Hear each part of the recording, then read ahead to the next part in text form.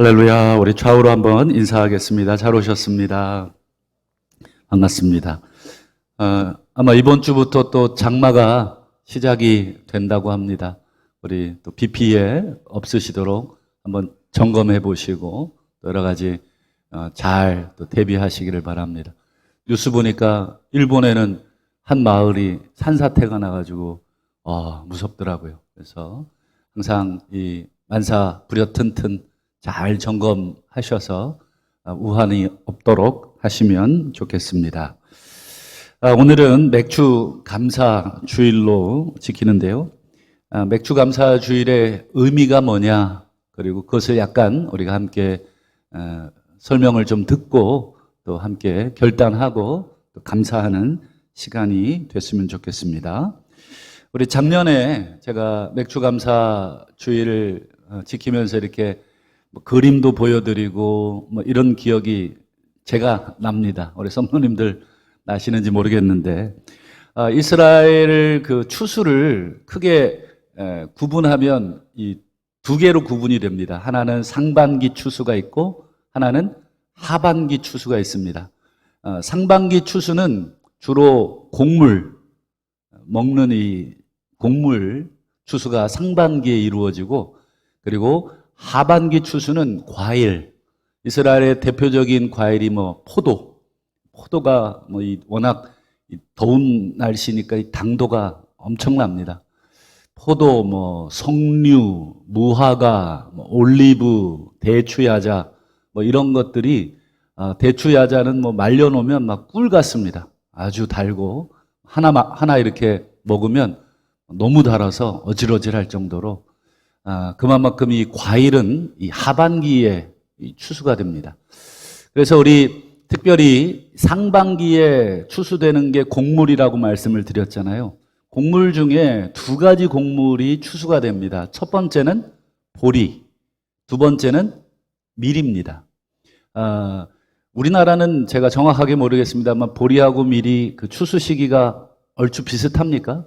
예. 근데 이스라엘은 보리하고 밀 중에 어느 게 먼저 추수가 되냐면 보리가 먼저 추수가 됩니다. 보리는 우리 태양력으로, 우리 지금 지키고 있는 이 태양력으로 한 3월, 4월쯤 추수를 하고요.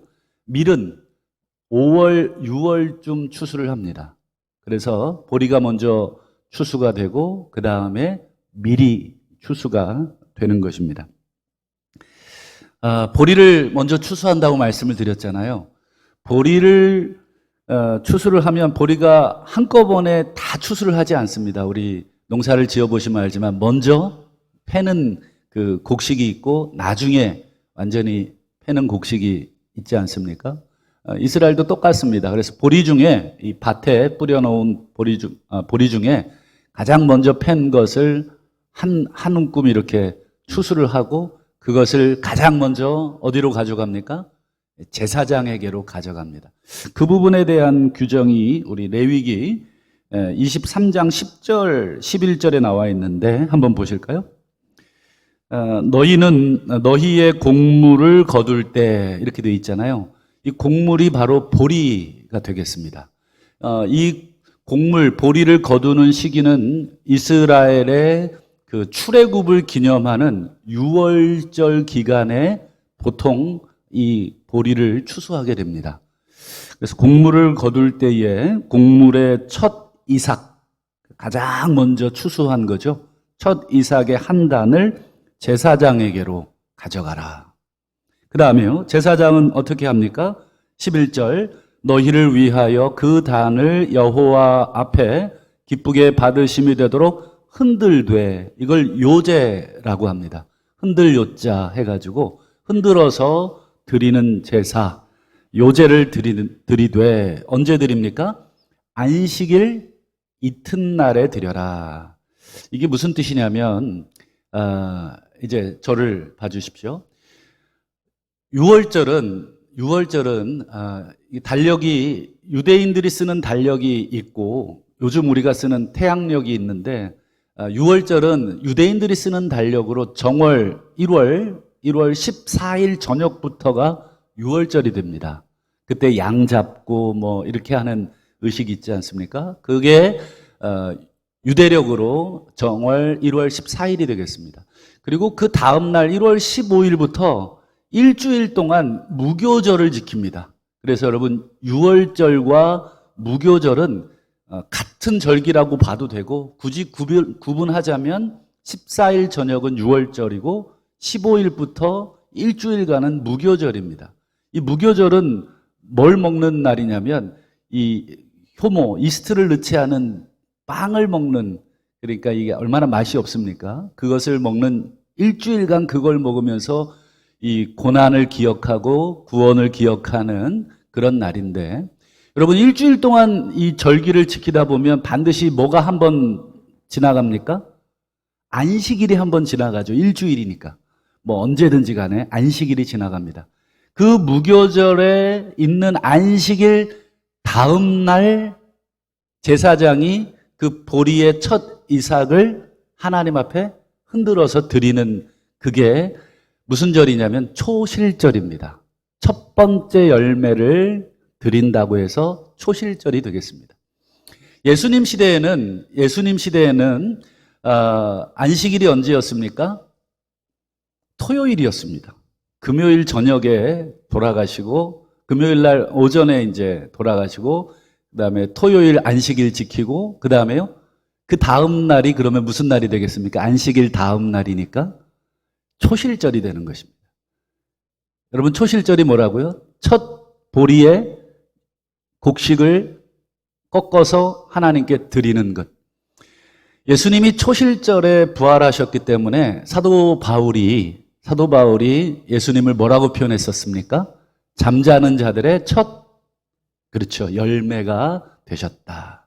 그게 이제 초실절의 영적인 의미가 되겠습니다. 여기까지는 뭐 어렵지 않으시죠? 네, 6월절과 관련돼서 보리 추수가 있고, 그 보리를 처음으로 꺾어다가 제단에 바치는 그 행사를 초실절날 하게 됩니다. 이제 두 번째 곡식 추수가 뭐가 남았냐면, 보리 끝났고 이제는 밀이 남았습니다. 이제 밀 추수를 하는데, 그것을 한번 볼까요? 레위기 23장 15절부터 16절 보시죠.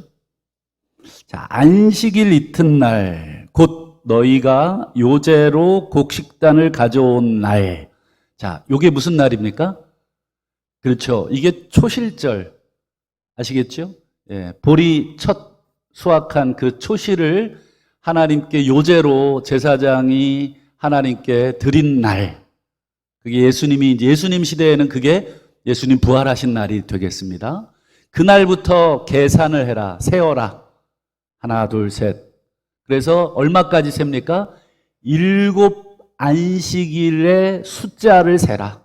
안식일이면은 여러분 7 안식일이면은 총 며칠이 되겠습니까? 그렇죠. 77에 49일이 됩니다. 이해가 되시나요? 예, 이제 머리가 갑자기 한번 흔들어 주십시오. 어쨌든 이 초실절 그 기점으로 해서 7 안식일을 7일이니까 7일 단위로 안식일이 오니까 7번의 안식일이 지나면 7 곱하기 7이 됩니다. 그래서 49일이 됩니다. 그 다음 16절을 보실까요? 7 안식일 49일 되겠고, 그 이튿날까지, 그러니까 플러스 1이 됩니다. 49 플러스 1까지 합해서 50일을 계수하라는 거예요. 하여튼 앞에 복잡하게 설명이 됐지만 핵심은 뭐예요? 50일째 되는 날, 이런 뜻이 되겠습니다. 초실절 보리 추수를 하여 하나님께 요제로 흔들어 드리고, 보리 추수가 이제 시작을 했고, 그리고 50일이면 거의 2달 정도가 되죠.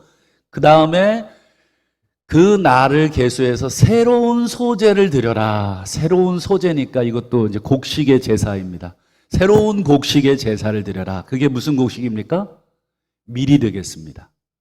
그래서 보리를 첫 번째 꺾어서 드리는 건 초실절, 그리고 이번에는 밀을 꺾어서 드리는 것을 이게 오순절이라고 하고, 우리 성경에는 맥추절이라고 번역이 된 것입니다. 그래서 약간 이게 오해가 있습니다. 맥추 그러면 보리맥자잖아요.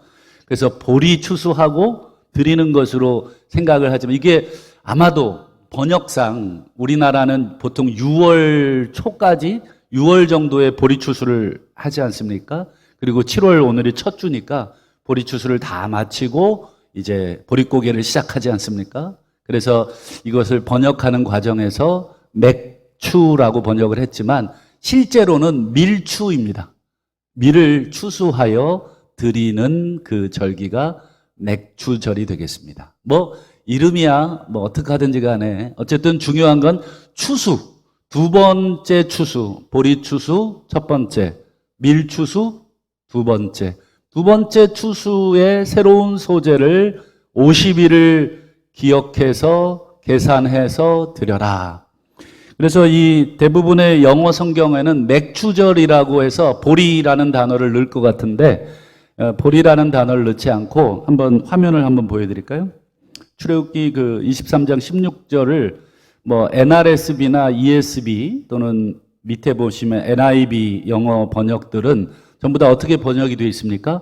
Festival of Harvest라고만 되어 있습니다. 그냥 추수의 축제 이렇게 되어 있습니다. 추수의 절기. 보리라고 하는 단어가 실제로는 없습니다. 그래서 영어권 성경에서는 이 보리라는 단어가 없이 이렇게 번역이 되어 있다. 그리고 NIV 같은 경우는 뒤에 보면 너의 곡식의 첫 열매들을 가지고 이렇게 또 번역을 해놓았습니다. 어쨌든 이 맥추절의 핵심이 뭐냐? 맥추절의 핵심이 뭐냐면 봄에 농사가 두 번 이루어지는데 첫 번째가 보리, 두 번째가 밀. 이게 상반기 하나님께서 우리들에게 먹을 것으로 주시는 곡식들입니다. 이 곡식들에 대한 추수를 마감하면서 하나님께 기억해서 드리는 절기가 맥추절 또는 아까 그 일곱 안식일 그래서 77절 그리고 플러스 1 그래서 50일을 계산해서 오순절 그래서 순이라는 게 우리말로 열이라는 단위잖아요. 그래서 오순 그러면 50일이 됩니다. 그래서 맥추절 그 다음에요 77절 그 다음에요 오순절 이게 전부 다 같은 절기를 우리 뭐 추석이라고도 부르고 중추절이라고도 부르고 한가위라고도 부르듯이 그런 식으로 이렇게 다르게 부르게 됩니다. 어쨌든 이 맥추절의 첫 번째 의미는 상반기 동안 우리들에게 곡식을 주셔서 먹고 살 수 있도록 견딜 수 있도록 하나님께서 양식을 주신 것에 대해서 가장 먼저 하나님께 이 곡식단을 꺾어서 흔들어서 요제로 드리는 절기가 맥추절이 되겠습니다. 또 한 가지 이제 이 맥추절에 관련돼서 우리 두 개의 중요한 사건이 성경에 기록이 되어 있습니다. 맥추절날 어떤 일이 있었는가 한번 아마 우리 많은 성도님들이 아실 텐데 크게 두 가지만 오늘 볼 것입니다. 첫 번째는 우리 출애굽기 19장 1절을 한번 보실까요? 이스라엘 자손이 애굽 땅을 떠난 지 이렇게 되어 있습니다. 이스라엘 백성이 출애굽한 지 출애굽을 기념한 날 여러분 출애굽을 기념하여 지키는 절기가 뭐예요? 유월절 그렇죠. 유월절을 지키고 나서 히브리 절기로 1월 14일이잖아요. 1월 14일 저녁부터 유월절을 지키고 나서 즉 광야를 지나갑니다. 근데 몇 개월쯤 되던 날이냐면 3개월쯤 되던 날이에요. 그때가 언제였을까요? 그렇죠. 이때가 바로 맥추절쯤 됩니다. 3개월쯤 지난. 출애굽이 보통 우리 태양력으로 3월 중순에서 4월 중순 요때 일어나거든요. 거기다가 한 3개월 더하면 한 6월 중순쯤 되는 것입니다. 그렇기 때문에 지금 요 시기 우리가 이제 보리하고 밀의 추수를 마친 요 시기가 되겠습니다. 자, 어쨌든 이스라엘 자손이 출애굽을 한 지 3개월 되던 날 이것이 오늘 성경 절기로는 맥추절, 77절 요 정도 절기가 됩니다. 그들이 시내 광야에 도착을 합니다. 그런데 이때 하나님께서 이 시내 광야에서 이스라엘 백성과 무엇을 맺습니까? 우리 한번 출애굽기 19장 5절과 6절을 한번 보여드릴까요? 자, 시내산 그 광야 그리고 시내산 자락에 이스라엘 백성을 다 소집을 시킵니다. 여러분 시내산 가보셨는지 모르겠는데 이 시내산 자락에 이스라엘 백성들이 쫙 이제 모였습니다. 그러면서 이스라엘 백성하고 뭐를 맺으십니까? 언약식을 맺습니다. 이 오늘 지금 화면에 보시는 내용이 언약식 내용인데 제가 읽어드리면 이렇습니다. 세상이 다 내게 속했다. 무슨 뜻이에요? 내가 온 세상의 창조주고 주인이다. 여러분 이스라엘 백성들이 애굽에서 400년 동안 살면서 애굽의 모든 신들을 꽉 꿰차고 있었습니다. 애굽의 가장 최고의 신은 태양신 라입니다. 라라고 하는 이 태양신이 온 세상을 창조했다고 400년 동안 이스라엘 백성들이 교육을 받았어요. 그런데 출애굽하고 나서 시내산 자락에서 하나님이 가장 먼저 선언하는 첫 마디가 무엇입니까? 온 세상을 창조한 신은 라. 이 애굽의 신, 태양신 라가 아니고 누구예요? 나다. 발음이 비슷한데 여호와 내가 온 세상의 주인이다. 그러면서 하시는 말씀 뭐예요? 너희가 내 말을 잘 듣고 내 언약을 지키면 너희는 모든 민족 중에 내 소유가 된다. 그리고 6절도 보실까요? 너희가 내게 대해 하나님께 대해 제사장적 나라가 될 것이다. 그리고 너희는 거룩한 백성이 될 것이다. 이게 제사장적 나라라고 하는 게 아주 중요한 의미입니다.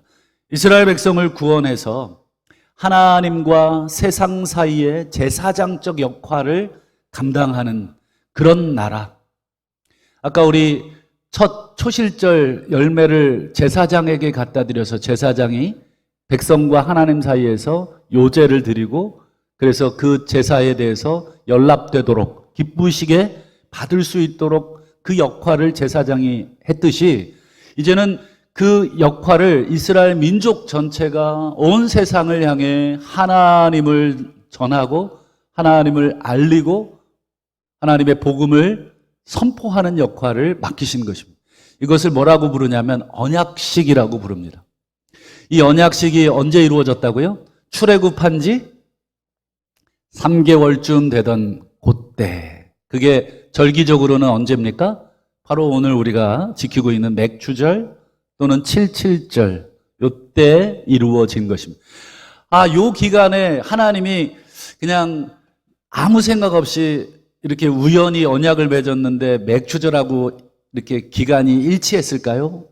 아닙니다. 하나님이 분명한 계산을 가지고 이 절기에는 다 영적인 의미를 담고 계시거든요. 나중에 기회가 되면 이제 출애굽기나 레위기 말씀을 공부할 때 이 절기를 우리가 한번 정리를 해야 됩니다. 그래야 우리가 이 절기가 어떤 의미가 있고 우리 신약시대 우리 성도들은 이 절기를 어떤 의미로 지키는지를 우리가 알 수 있습니다. 좌우간 하나님의 계획에 출애굽한 이후에 그 다음에요 이 77절 맥추절쯤에 언약을 맺기 시작합니다. 여러분 이 출애굽기 19장 언약을 맺은 다음에 출애굽기 20장에 여러분 하나님이 뭘 주십니까? 그렇죠. 십계명을 주십니다. 그래서 여러분 십계명은 출애굽기 20장에 나옵니다. 이 19장 언약식을 끝내고 내 말을 잘 듣고 내 언약을 지키면 너희가 거룩한 나라가 되고 제사장 나라가 되고 내게 거룩한 백성이 된다. 이런 말을 쭉 해놓고 나서 그 다음 뭐를 주신다고요? 십계명을 비롯한 율법을 수여하십니다. 그게 이제 모세가 시내산에 올라가서 40일을 금식하고 그 율법을 받아오죠. 즉 이스라엘 민족에게 있어서 이 맥추절은 과거 자기 조상들이 무엇을 받던 날이 되겠습니까? 그렇죠. 하나님의 율법을 받고 하나님과 언약을 맺던 굉장히 중요한 날입니다. 이제 너희는 더 이상 애굽의 그 종살이, 애굽의 그 통치로부터 벗어나서 새로운 통치, 하나님의 율법의 통치를 받고 하나님의 뜻에 의해서 살아가는 새로운 백성이 되라. 그동안 파라오의 백성으로 노예로 살았다면 이제는 내가 너희를 구원했으니 너희는 내 백성으로 살아라. 그래서 내 뜻을 너희들에게 전한다. 여러분, 어떤 나라든지 간에 통치 이념과 통치에 대한 법규가 있는데 그게 바로 오늘 우리가 들고 있는 이 성경이 바로 하나님 백성을 향한 하나님의 통치의 근간이 되는 것입니다. 그래서 하나님의 백성은 반드시 하나님의 말씀을 우리가 따라야 하는 것이고 그래서 말씀을 묵상하는 것이 되겠습니다. 또 이 맥추절날의 두 번째 의미를 마지막으로 살펴보겠습니다. 우리 사도행전 우리 2장 1절을 한번 볼까요? 오순절날이 이미 이르매. 여러분, 이제 구약 성경을 어느 정도 이렇게 절기를 가지고 눈을 볼 수 있는 분이 되면 요 한마디가 어떤 의미를 가지고 있는지 이게 파노라마처럼 쫙 펼쳐지실 것입니다. 오순절날. 이게 무슨 날입니까? 아까 우리 레위기 23장에 초실절부터 계산해서 며칠을 계산합니까? 7안식일 플러스 1, 50일을 계산한 그게 바로 77절이고 오순절이다. 그게 맥추절이다. 이렇게 말씀드렸잖아요. 근데 신약시대에는 이걸 오순절이라고 부른 것이죠. 이 오순절날, 그러면 여러분, 이스라엘 백성들의 머리에는 그렇지. 하나님이 상반기 동안 우리에게 보리와 밀을 주신 것을 감사하고 또 과거 우리 조상을 출애굽한 후에 시내산 자락에서 언약을 맺으시고 당신의 거룩한 율법을 수요하신 그날 그들이 모인 거예요. 오순절날 왜 모여 있습니까? 이 절기를 지키기 위해서 모인 거예요. 구약에서 이 절기를 영원토록 지켜라. 그래서 이스라엘 백성들은 이 맥추절 77절을 아주 성대하게 지키면서 하나님께 감사하고 노래하고 율법을 주신 하나님, 양식을 주신 하나님, 그 하나님을 노래하는 것인데 그 오순절날 여러분 신약시대에 무슨 일이 일어난 거예요? 그렇죠. 성령께서 이 120명의 이 성도들에게 강력하게 임재하신 사건이 바로 오순절날 일어난 것입니다. 말씀을 맺겠습니다. 여러분, 오늘은 우리가 맥추절로 지킵니다. 다른 말로는요, 77절 또는 오순절. 이 맥추절은 모든 면에서 새로운 시작을 알리는 절기입니다. 어떤 시작입니까? 이제 봄철 농사, 보리와 밀의 농사를 마감하고 오순절을 지키잖아요. 이 77절 맥추절을 지키잖아요. 그리고 가을철 농사를 준비하고 가을철 추수감사 수장절날 과일 추수한 다음에 또다시 하나님께 과일을 주신 것에 대해서 또 절기를 지키는 그 하반기 농사를 시작하는 분기점이 바로 오늘 맥추절입니다. 새로운 농사, 곡식 농사에서 과일 농사로 새롭게 전환되는 그런 절기를 기억하는 날이 오늘 맥추절입니다. 또한 이 농사뿐 아니라 영적으로는 무슨 절기입니까? 이스라엘 백성이 애굽 땅에 있다가 출애굽하여 하나님의 새로운 백성으로 신분이 완전히 바뀌고 애굽의 율법이 아니라 하나님의 율법으로 새롭게 살아가도록 새로운 시작을 알렸던 날이 바로 또 이 날입니다. 또 신약시대에는 어떤 날입니까? 그렇죠. 성령께서 임재하셔서 당신의 백성들, 예수 그리스도를 온전히 고백하는 그 백성들을 이끄시고 그들의 삶을 주관하시기 시작하시는 한마디로 신약 교회의 탄생일이 되겠습니다. 이 오순절날. 완전히 역사적으로 새로운 날이 되겠습니다. 교회의 생일이죠. 새롭게 출발하는 교회의 생일이 바로 이 오순절이 되겠습니다. 하반기 시작을 오늘 하는 우리 7월 첫 주입니다.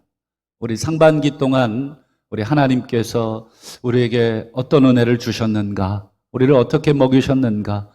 물론 우리 가운데는 참 코로나로 어려운 시국을 견디고 버티신 우리 성도님들도 많이 계실 것입니다.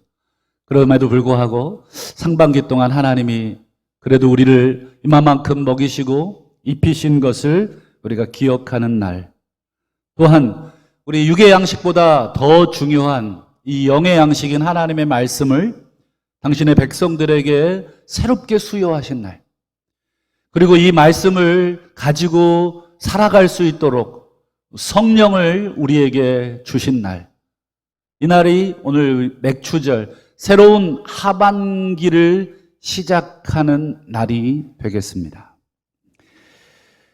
사도 바울은 골로새서 3장 16절에 골로새 교인들에게 이렇게 얘기합니다. 그리스도의 말씀이 너희 속에 풍성했으면 좋겠다.